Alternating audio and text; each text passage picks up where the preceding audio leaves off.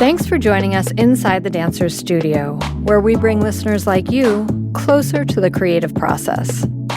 Inside the Dancer's Studio is a program of the National Center for Choreography in Akron, Ohio, as part of our Ideas in Motion initiative.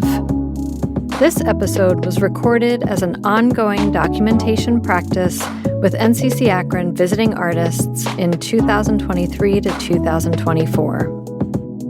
Today we join Christy Bolingbroke, our Executive Artistic Director, in conversation with 4 artists brought together by the work of the Dancing Wheels Company. Mary Verdi Fletcher, who is based in Cleveland, Ohio, and is the President and Founding Artistic Director of Dancing Wheels. New York City-based choreographer Tiffany Mills. Los Angeles, California-based choreographer Mark Tomasic, and Miami, Florida-based choreographer Alexis Diggs. On their website, Dancing Wheels posits, if dance is an expression of the human spirit, then it is best expressed by people of all abilities. That is the fundamental belief behind the Dancing Wheels Company and School.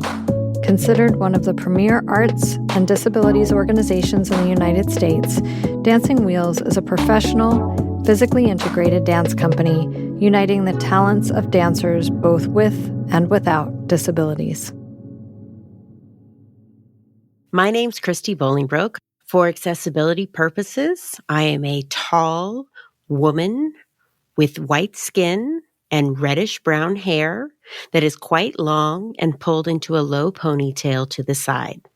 I'm wearing a black hooded sweatshirt that zips up the front with NCC Akron's logo, an open-faced C with a round circle and a square problem in the hole. What is a dancing conversation? Dancing conversations are opportunities for us to bring dance into other fields of study. I believe that the body is innately political and is a way to process the world that we live in. So it is particularly with that in mind today that we're here to talk about allies in actions, putting their bodies on the line and processing art and our realities. What you can expect today is we will speak with founding executive artistic director Mary Verdi Fletcher, and then with the 3 choreographers that she and Dancing Wheels have co-commissioned for their upcoming performances.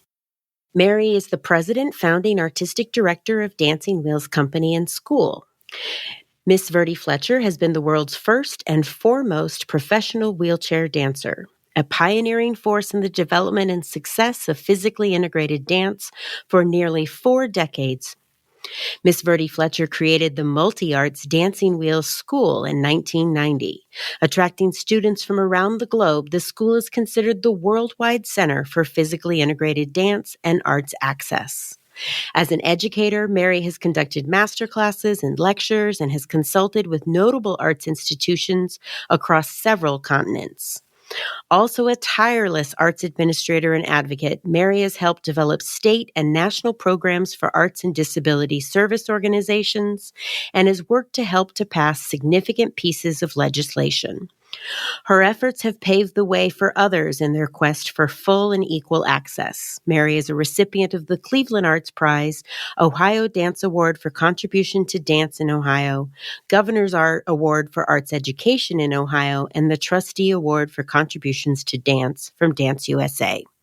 She has served on the executive board of directors of Dance USA for 6 years and is a member of the ADA Cleveland Committee. I'm a white woman in her later years, seasoned years. I have red hair with sort of blonde highlights. I'm wearing a green dress and I'm sitting in my office at home office, and I do use a wheelchair. It's not too visible right now, so who cares, right? I am really excited for us to reconnect. I think the last time we got to work together on something was a dancing lab for physically integrated dance back in the fall of 2019. And that was both with Dancing Wheels and with Access Dance Company. Let's catch up. Can you tell us more about the genesis behind Allies in Action?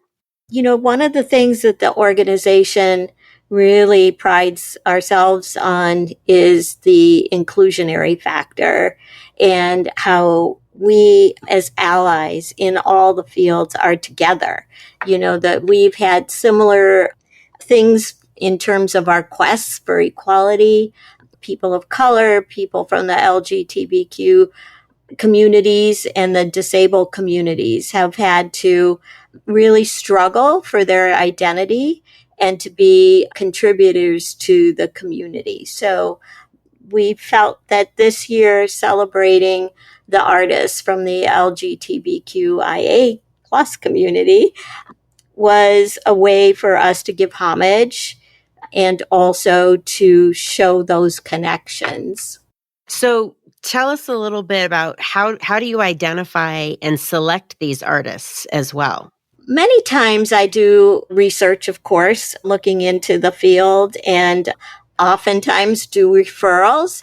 Sometimes our dancers have connections with choreographers that they've worked with over the years.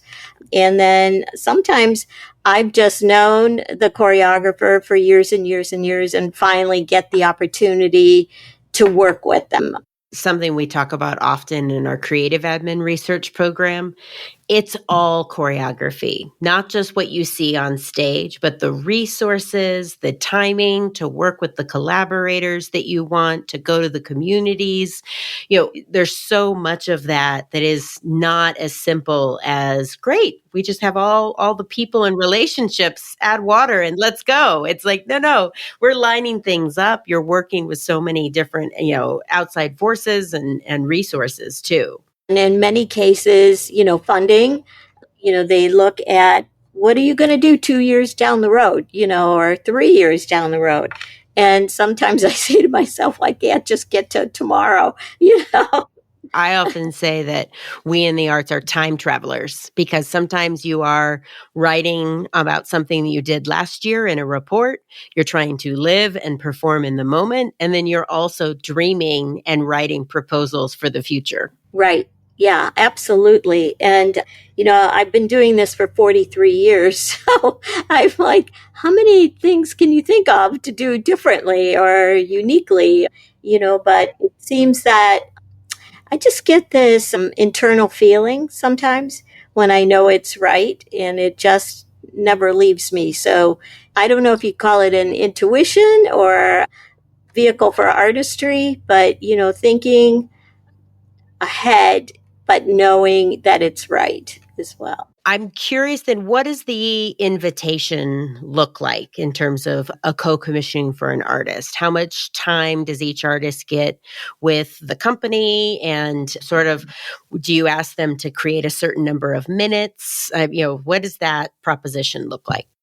Well, it depends on the relationship with the choreographer, I will say. It's more individualized because some choreographers choreograph very fast and others, need more time. Some have known the company in the past, so they can come in and know what they have to work with. Others have never had a time with the company, so they may need to workshop for a period of time. Most choreographers look for about 2 weeks. Again, I want to make it viable. So in doing so, I need to have a give and take on both ends and to work with the choreographers on that basis. Sometimes I put a time, not a time limit, but a general consensus of the time of the piece that I would like. We haven't had a full-length piece for a while, and that would be a single choreographer, and I'm actually working on that for next season. Remind us, how many dancers are in the company now? Currently, there's 10, and sometimes there's 11 to 15, so it depends on the season and what we're doing. They've learned to work together so closely, and they're committed to the organization and to each other. And then with the choreographers, do you ask them to create a work for the whole company, or is there sort of an audition or setting process if they come in and say, I want to do a trio or something? Well, 2 ways. If I'm looking for a piece that can be, say, dissected into sections and, used for our lecture performance and on the road, I may say, let's keep it to 6 dancers.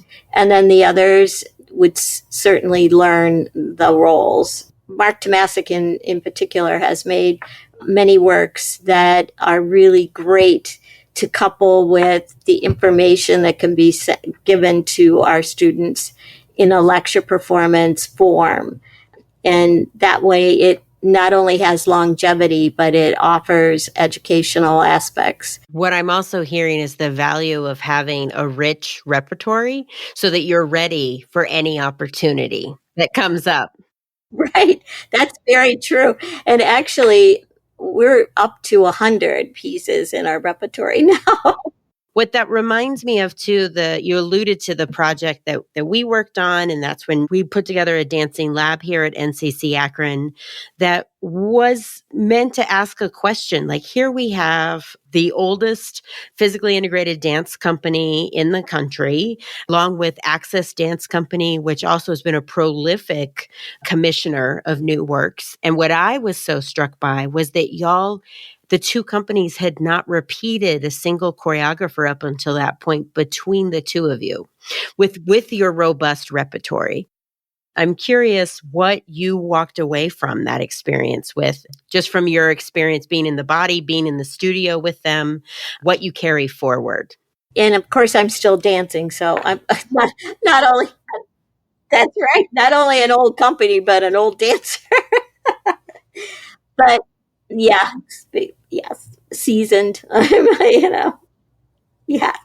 But, I see, because there were opportunities to move in improv, ways, and you could see more and learn more about movement structure by tapping into other dancers that have had other experiences with movement. And so it becomes really more broadened in terms of opportunities. A lot years ago, when we first started, there were funders that said, "Oh, well, this is very limiting. Like, how many ways can somebody in a wheelchair move?" What they said. And so here we are, 43 years later, and the movement continues and grows. And you learn from each person that comes into your fold. And that's what I learned mostly as an artist. That opportunity to know that we weren't creating a performance per se, but we were experimenting and seeing how far our work together as artists, no matter whether you have a disability or you not, how expansive can it be? And it can be sky's the limit. Those silly funders, don't they know that dancers are here to question limits? We're here to find all kinds of new ways of working with and against gravity, and what we accept nothing. Right. And the wheelchair is really a tool of freedom and an opportunity for us to look at movement in a way that possibly people on 2 feet haven't thought to move. And I think choreographers have said to us really time and time again that it's expanded their vocabulary. We have Alexis Diggs of Dayton, Ohio, an independent artist from Dayton. She is a 2023 Black Midwest Initiative Fellow, a Culture Works Artist Opportunity Grantee, and an Allegro Grant recipient, a former Doug Verone Devices choreographer, and Sarasota Contemporary Dance Company Rising choreographer. Lex has created and presented works in Cleveland, Pennsylvania, Delaware, New York City, Florida, and the greater Dayton area. She is a part of the Jacob's Pillow 2023-24 Curriculum in Motion Institute cohort and has been on the teaching faculty for Ohio University Summer Dance, Ohio Dance Festival, Miami Valley Ballet Theater, and Geraldine's School of Dance, as well as a classroom instructor for Dayton Contemporary Dance Company's Education Outreach Program. Her central artistic mission is to create and be a part of work that provokes thought, feeds the soul, and ignites a desire to learn, love, and share with the collective. I am Lex. I am a 24-year-old African-American female. My hair is cut short, it is dark, and I am in front of a window today. I have on a tank top and a short sleeve Browns t-shirt. It is lovely to be here. Thank you for having me. Absolutely. Next up, we have Tiffany Mills, the artistic director, choreographer, and founder of the New York City-based Tiffany Mills Company from 2000 to present. Joining Lewis and Clark College as the director of dance in 2024, Mills returns to her Oregon roots and embraces a bi-coastal presence. As a creator of dance theater, Mills' work centers on human relationships, is grounded in partnering and improvisation, and is fueled by collaboration across mediums. She collaborates with artists from various disciplines and backgrounds to viscerally, aesthetically, and intellectually stimulate a wide-ranging audience. Her company's recent works have been presented at National Sawdust, La Mama, The Flea, and Bam Fisher. Jacob's Pillow in Massachusetts, Dance Place in D.C., and the Austin Dance Festival in Texas. International highlights include Russia, Italy, Mexico, and Canada.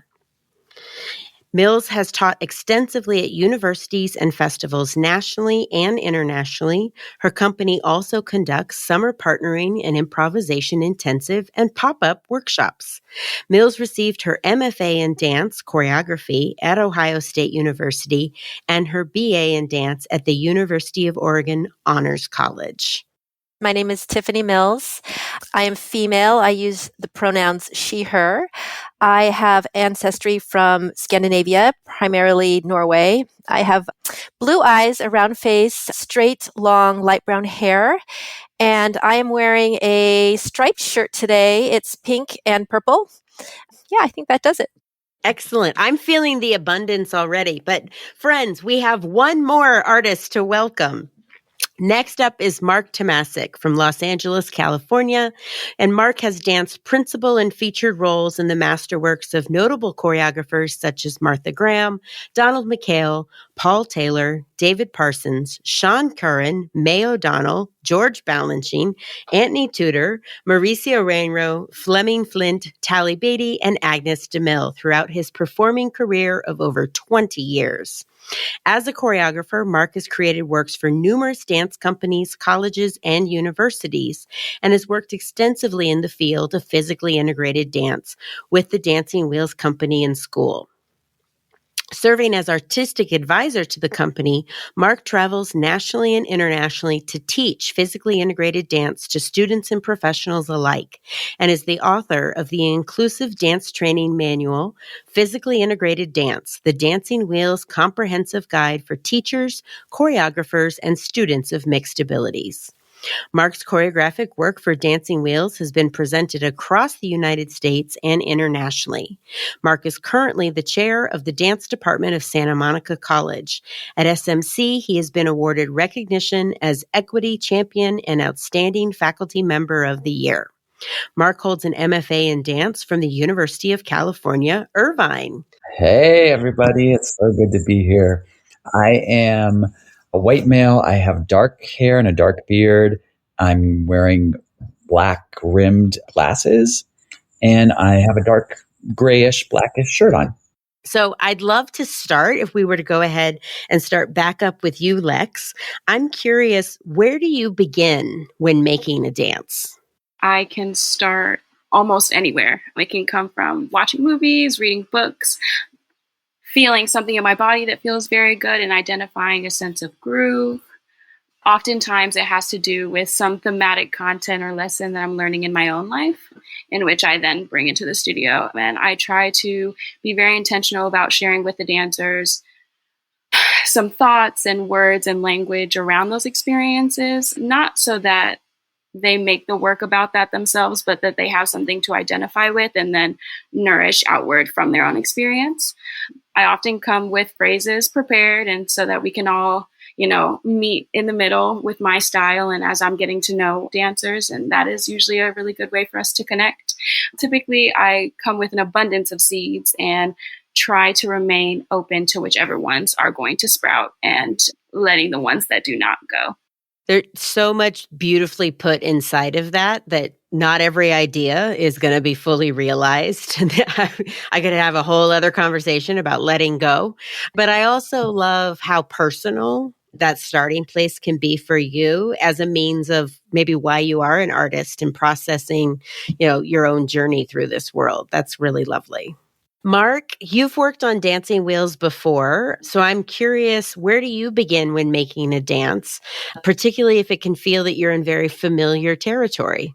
For dancing wheels, I feel like I do have this history of like 30 years of working in some capacity or other with the company, and I've choreographed several pieces. So it does, there's a level of comfort there in terms of I'm not going in as someone who's never worked with a person with a physical disability. I'm familiar with their strengths, their weaknesses, and it allows me to tailor certain things to dancing wheels in particular, which is really a blessing. And oftentimes when I work with Mary, if she'll commission a work for me, she'll ask me specifically to make a work about. And that's amazing because it takes that big burden of the blank white page off of my plate. That can be super helpful to me as a choreographer too, to just say, what are you thinking about? What are you envisioning? And then sometimes though, when she commissions work for me and doesn't, just do whatever you want, that can be the most interesting thing too, because then you have to dig a little deeper and follow your own path. So I'm curious, Tiffany, because when we met was your first introduction to dancing wheels. Where do you begin when making a dance? Absolutely. Well, I was thrilled to come back to work with Dancing Wheels in this capacity because, as you mentioned, Christy, I got the opportunity through NCC Akron in 2019 to do more of a choreo lab where it was the creative process without any end product. And I just loved the possibilities that opened up when working with sit down and stand up dancers that I hadn't ever had the opportunity to work with before. It's very dynamic working with the wheelchair, I feel, because the wheels have a life of their own, and it's like introducing props for me, sort of as an artist, into the whole frame from the very beginning. I typically work similarly, as Alexis mentioned, with an idea or a concept to start. So I like to come in with a direction. For instance, I did a piece during the pandemic about home called Homing, and we wrote about it, we improvised about it, we talked about it, we created, we threw away, we created some more, all of those things to make work. And in the process of this piece that I'm creating or have created for Dancing Wheels, it only happens once, yesterday and tomorrow. It's about a reoccurring dream. And I loved getting into the studio and bringing this idea of dreamscape to the dancers, but then each one of them got to bring their individual take or perspective on dreaming and nightmares and how they come and go in their lives. So it was kind of wonderful to find that baseline all together and celebrate our similarities and our differences in that capacity. I feel that working with artists is about a collective coming together and makes very rich work that way. You've all sort of acknowledged how porous the creative process can be sometimes, how you can come in with an idea, but then you're going to get additional input or information about what you might need to let go or what you might need to lean into and go further. Very curious for anyone who's navigating a creative life. And Tiffany, we'll start with you on this. What do you do if you find yourself in a creative rut? How do you keep pressing through? How do you keep seeking when it's not coming as naturally as you'd like it to be? There's always the good days, and there's always the days where it feels stuck and you have to move past it. I tend to laugh a lot to get through those places. I find if I can sort of have a perspective of playfulness, it helps to kind of move past that moment of feeling stuck. Sometimes if I can take a break, whether it's like sleep on it, I come back and I try it from a different angle or a different perspective. Sometimes I'll talk to the to the artist and say, hey, this isn't feeling right. What do you think? Like, where might we try this afresh? Like, let's try it a different way. Sometimes I'll move away and I'll say, let's improvise the idea and not even work with the exact material, and then see what feels right, and then kind of try to come back to the idea at hand if it's partially formed already. And sometimes I'll say, this is just, it's not working and it's okay. Like we've talked about already, like it's okay to let it go. It is really, really okay. And maybe that idea can get recycled later somewhere else in this piece or another piece. Or maybe we had to do this to understand this is not it, to go back to the drawing board to find something else. But I always work with the dancers. We talk and we move and we acknowledge to try to get at those places. And I think that the places that you're stuck, once you get through them, that's where you learn the most. So when things just go smoothly, great. But when you can't quite figure it out, then you've learned something deeper, I feel. Choreographers have to have a full toolbox of possibilities. Oh, maybe this wrench fits. Maybe this happens. Well, how else do I get this unstuck? Lex, I'm curious, do you have any other practices, tools that you use when the creative juices just aren't flowing someday? Tiffany, I love what you said about laughter. I've been saying that for like the last week. Like oftentimes I think thematically my work can be darker or a little bit more serious. And I think that deep belly laughter, joy, curiosity, and play are like such necessities so that we can carry through that kind of work and feel safe doing so. I am starting to try to master the art of the pivot. So when things aren't working, I'm going to hack through something else. And if that's not working, I'm a lover of language. So I try to lean on that. I'll ask questions and we'll build a vocabulary of words, or I'll ask questions and leave them to reflect on that on their own and build phrase work that way. I'll build a gestural vocabulary based on the experiences that we've shared. I find that's been a really lovely way to work through material, as well as kind of just like asking for some things that I might want to see. Like, oh, let me see what you think this would look like. And then you show me, and then we just get through this whole thing. And now we have this long phrase. I didn't do much of anything but chat with you. And that's a very new thing for me, and it causes me a bit of discomfort. But I find that it has also produced some really lovely phrase work and pushed and stretched me and the artists that I work with in a new way. And I am appreciative of that. Thank you. Mark, you've worked with Dancing Wheels for, a very significant amount of its history and your own history. And so I'm curious how you find something new, or do you like to start with something known and then seek out the new after that? That familiarity in regards to what Tiffany and Alexis both said too, for me, I love to laugh, and I will... Mary and I have such a long history of being great friends, but also being able to like laugh at each other and laugh at things that happen. So not taking myself too seriously is super important.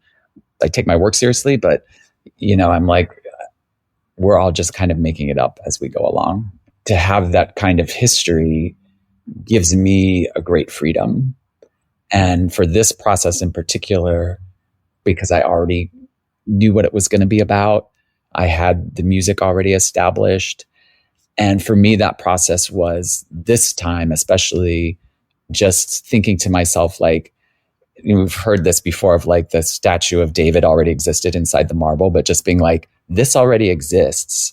All I have to do is try to get out of the way as much as possible and just really try to listen, like be in the room and listen to the dancers and listen to myself.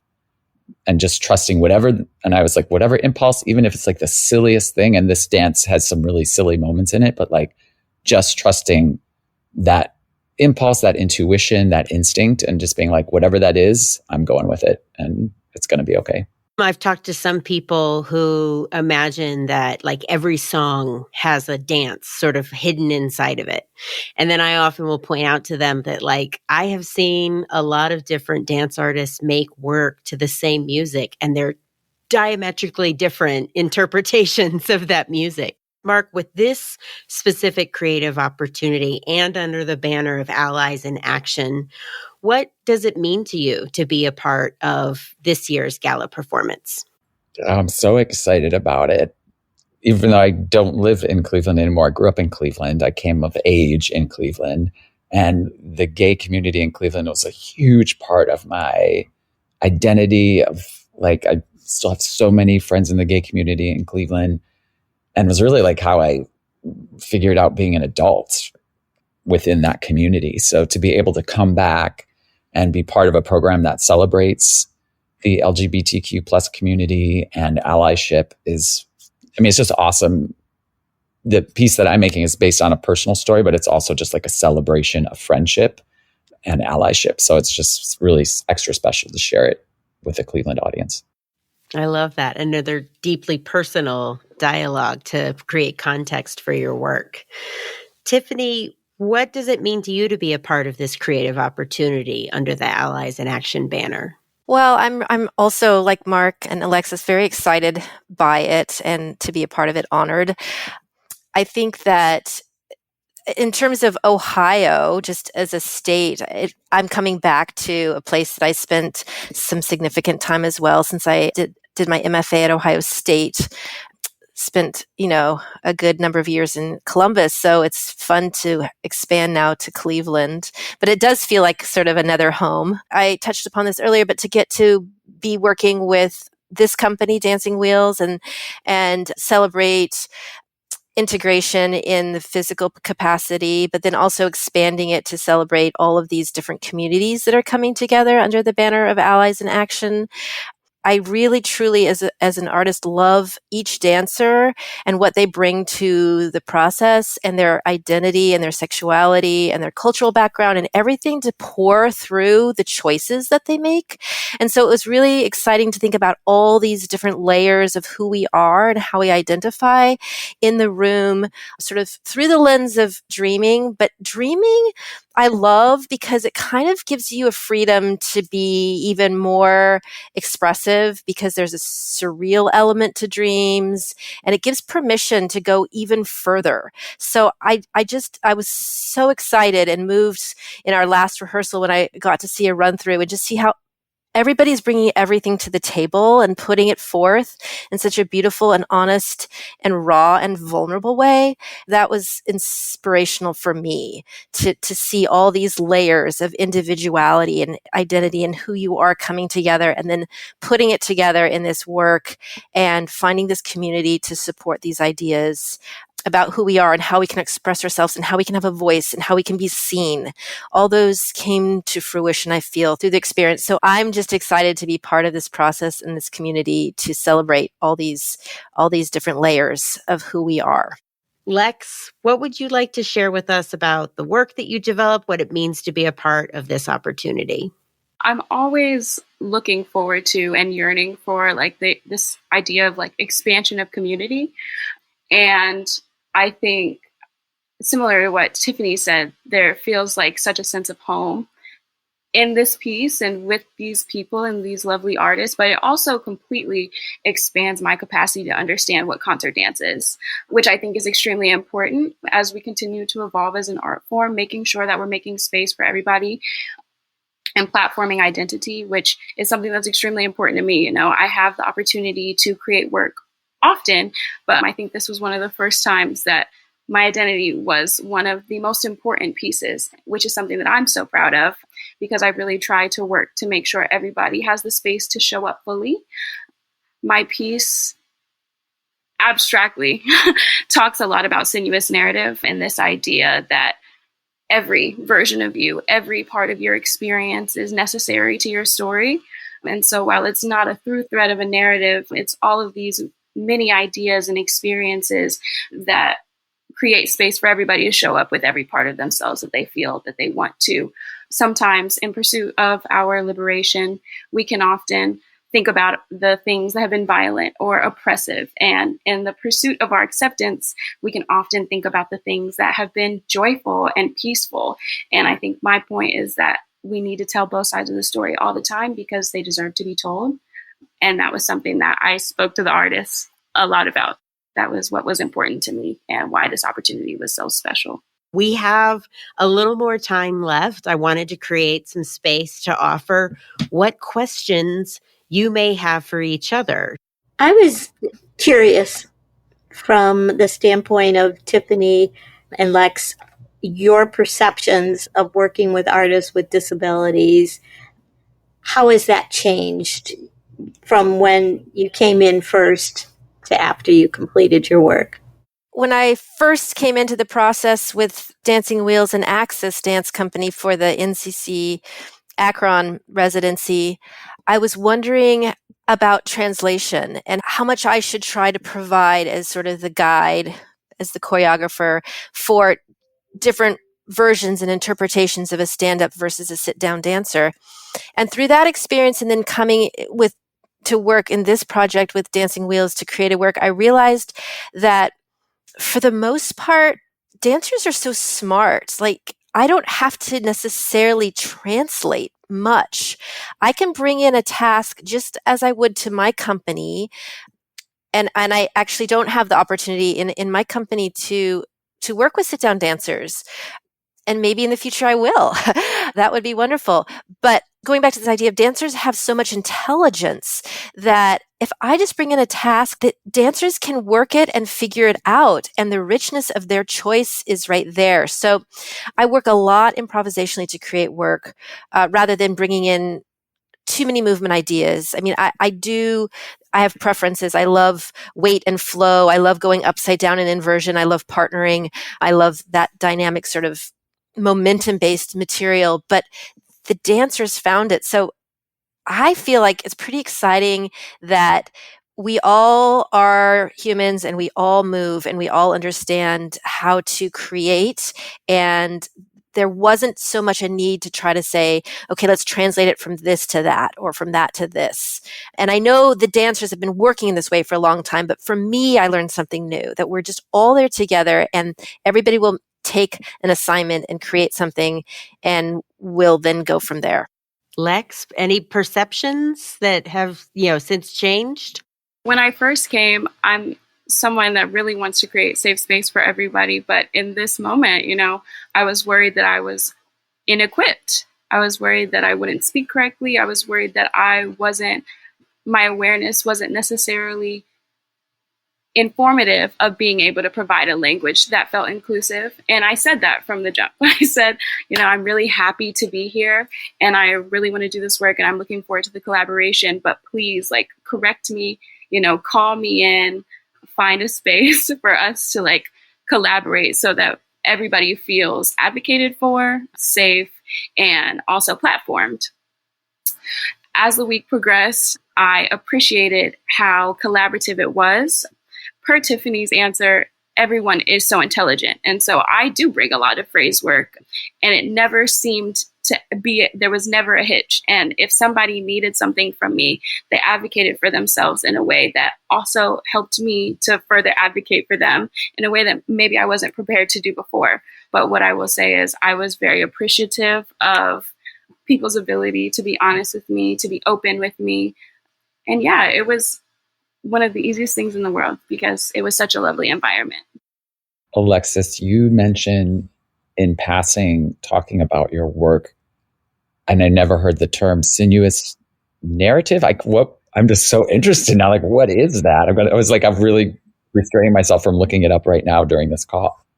So, and it might just be my ADHD brain, but I have a hard time going from point A to Z. So typically when I'm building work, there's millions of stories, ideas, and thoughts that are just a conglomerate narrative. Sinuous is in layered, multiple worlds. They overlap and evolve, transform and develop. It's not necessarily, these are your characters and you watch them develop through a plot and there's a climax and a resolution.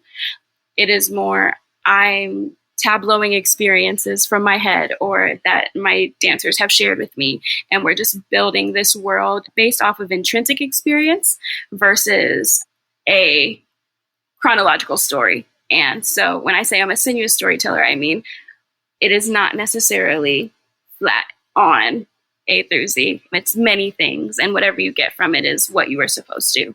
I was just interested to know how, if from Alexis and Mark, did movement vocabulary evolve through this process because of the people in the room? Did it change? I'm a really kinetic mover and responder. So I talked a little bit at the beginning about the wheels and that constant motion that it can make. And that inspired me in the partnering that I created to really see how I could use that flow and almost like ice skating in a way. What physical sort of language evolved because of working with this company in this process? What amazes me with Dancing Wheels especially is the partnering work. So I'll just be talking to one person, like working on something. I'll look over here and there'll be like a stand up in a wheelchair dancer doing some amazing, crazy thing that I've never seen. I was like, wait a minute, what is that? So for me, that revelation often comes when I witness the partnering. For me, however, for this piece, it is super narrative driven and super musically driven. So it actually was kind of fun for me to work that way, which is not a way I often work. So in a way, like this time, I don't know, Mary, how you felt. There was much less experimentation because I was like, this is the narrative. This is what the music is telling me to do. And this is what we're going to do. So oftentimes I come in with like 1 8-count phrase and I'm like, let's experiment and build and see this world that develops. And this time I was like, nope, these are the steps. This is the story. So it was kind of different for me, but really, in a way, really enjoyable to have that, in a way, different kind of clarity. I will say that I have a 2-pronged answer. There's a part of me that really tries hard to keep the integrity of some of the things that I really like to do in my lexicon and vocabulary, because I know what a challenge it provides to the artists in the space, regardless of ability. So I can be very specific gesturally. Like there's a part in the work that there's like 8 different gestures in like maybe 3 counts. And it was a challenge for everybody, but I wouldn't come off of that. And we were able to create some really beautiful movement that way. But I also there's a section of my work that's completely sitting down. Everybody's at the table. It's like this Thanksgiving dinner. And we created that in real time from top to bottom. We all did it. We created it together. I would give them something. And it was so interesting to see how much my vocabulary expanded as I was like, okay, so we're only going to do, waist up. And how do we make that exaggerated enough that I can still get the story I'm trying to tell? And how do we continue to create this narrative or this idea with only everybody sitting at this table? How do we keep that integrity of still my language, still my voice, but also something very new for me and for everybody probably. So it was lovely. And it was something that I had been wanting to do, but this presented an amazing opportunity to do so. And I was actually really happy with the way that turned out. We had a blast doing it. It was so much fun. And I felt very challenged by it for sure. So wonderful. Thank you all for your generosity and vulnerability, sharing process. Thank you, Mary, for bringing us all together to be able to illuminate this process. We have a couple thank you to funders for NCC Akron. We wish to acknowledge the John S. and James L. Knight Foundation, the GAR Foundation, the Akron Community Foundation, and the Ohio Arts Council. Specific support for Allies in Action. We wish to acknowledge on behalf of Dancing Wheels, the National Endowment for the Arts, with co-sponsorship by the Bennett Family Foundation. Inside the Dancers Studio Conversation Series is supported by NCC Akron, the University of Akron, the University of Akron Foundation, the Mary Schiller Myers Lecture Series in the Arts, and Audioteca, a global audio manufacturer with U.S. headquarters in Northeast Ohio. Our podcast program is produced by Jennifer Edwards. James Sleeman is our editor.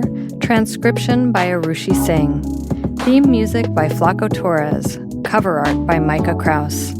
Special thanks to Laura Alicott, Sarah Durham, and Will Blake. To learn more about NCC Akron, please visit us online at nccakron.org and follow us on Instagram or Facebook at NCC Akron. We hope you enjoyed this episode, and we encourage you to subscribe on your favorite podcast streaming platform by searching for Inside the Dancers Studio. Thanks for listening, and stay curious.